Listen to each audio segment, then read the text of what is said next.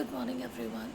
Today I'll be discussing on the fourth historical period of migration regarding the evolution of migration, international migration.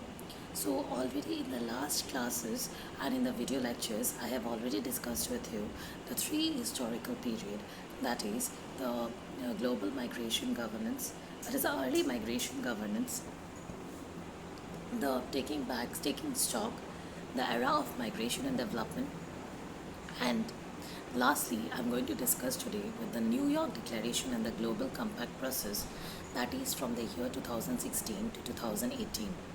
So what happened, you see, the so-called European refugee crisis, it transformed the politics of migration, making it more politically salient than ever before.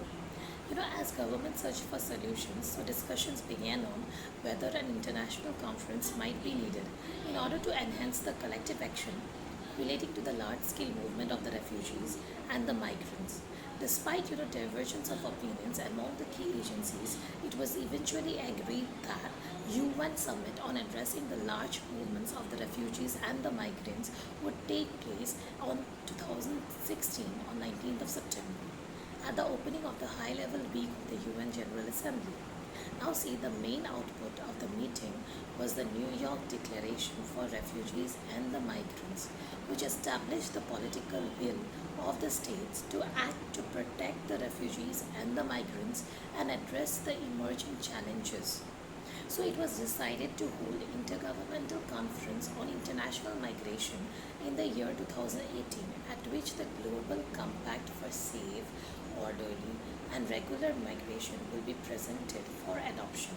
So meanwhile, what happened? The Global Compact on Refugees will be included in the High Commissioner's annual report on the General Assembly in 2018 for consideration by the Assembly at its 73rd session in conjunction with its annual resolution on the Office of the UNHCR. Now you see the commitments in the declaration, which included what? It included to protect the human rights of all the refugees and the migrants, regardless of the status, ensure that all refugee and migrant children, they are receiving their education within a few months of their arrival to that country, that support those countries, like rescuing, receiving, and also hosting the large numbers of the refugees and the migrants, and to work even towards the ending the practice of detaining the children for the purposes of determining the migration status, condemn the xenophobia against the refugees and the migrants, and also support our global campaign to counter it, and also strengthen the positive contribution which has been made by the migrants to economic and also the social development which happened in their host countries. So it was also deliberated, in that form, that to improve the delivery of the humanitarian and also the developmental assistance to those countries which are mostly affected by this migration population. So you can see that number of issues have cropped up as there has been people where due to the mobility, you can see that a lot of people, the refugees and the migrants, they were moving from the non-European countries to the European countries, and so it has provoked in itself that there should be a declaration, also there should be a convention to deal with this matter, and so the United Nations have also come up in picture to regulate this particular issue and to find a solution to it. Moreover, you see that they have implemented a comprehensive refugee response based on this new framework that sets out the responsibility of a member state and also the civil society partners and the UN system whenever there is a large movement of refugees or protracted refugee situations.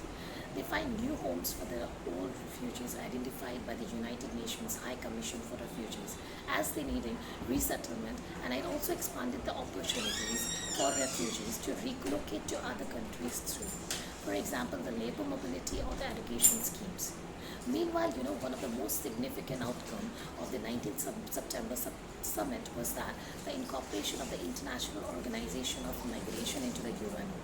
So this development which followed over a decade of discussions, because you see when it has evolved back in 1919 until now, then we are talking about 2016 summit. So you can see that this development which followed over a decade of discussions and was regarded as a long overdue by many, it it comes to the two key implications. So what are those two key implications? On one hand, there was a further clarification of the International Organization of Migration's role, and also the mandate is needed. On the other hand, there was a need to clarify the unresolved relationship which was between the International Organization of Migrants, the UNHCR, that is United Nations Human Commission for Refugees, already a point of contention in the 2002 Doyle report, the 2005 Global Convention on International Migration, as well as in the constellation within the Global Migration Group surfaced. So you see, in 1700s, so there has been a lot of this process which are going on. So this this is the period how during this period there has been evolution of the international migration law. Moreover, there were a lot of recommendations, and these recommendations included specific ideas on multilateral cooperation, which is relating to the migrants in vulnerable situations, enhanced opportunities for labor mobility, and effective and human returns. Sutherland is he also further picked up the idea of multilateralism, and he stressed the need of empowering the local governments through ensuring inclusion within the architecture of global migration governance, and that is, for example, by including the local authorities in the national delegation, attending the Global Forum for Meeting and Development, UN high-level meetings, and the 2018 conferences. So this is how the international migration was evolving throughout this period. It took decades to evolve, and at present also it has not reached its zenith. You can say you don't have a single framework. Even it has been evolving, and it will evolve in the future itself. So we can conclude, by saying that after a period of institutional proliferation and fragmentation in the global migration governance, the launch of the Global Compact, it offers a means to better anchor migration within the UN system. And two factors, underline the increasingly aligned willingness of both the northern and the southern states to support an expanded rule for multilateralism in migration. Because there was a divide between the north and the southern countries, that is the migration receiving countries and the migration sending countries. So two factors which increase the willingness of both the northern and the southern countries to expand the role for multilateralism are the increased political salience of migration, and also the process of learning and confidence building with created through the dialogues of the last 2 decades. So, virtually for the first time, states are willing to discuss the human rights, security, development, and government dimensions of international migration within a United Nations framework. Nevertheless, an awareness of the historical evolution of migration governance, it offers a series of valuable insights as states seek greater coherence. So you see that there has been a relatively rapid evolution in global migration governance. In comparison to the pace of institutional development in trade governance, for example, migration governance, it compares favorably, and remarkable progress has been made since 1994. And secondly, you see that the constant theme in global migration governance has been that the main source of division has been between the different interests of the states in the global south and predominantly migrant receiving states in the global north. That it is a distinction based more on a perception than fact. And you see that migration and development, it served as an initially acceptable scope for the multilateral agenda, offering a unifying theme for debate across the North-South lines. However, during the course of the Global Forum for Meetings and Development, the scope of agenda has expanded significantly, such that human rights and the governance issues are now on the multilateral agenda.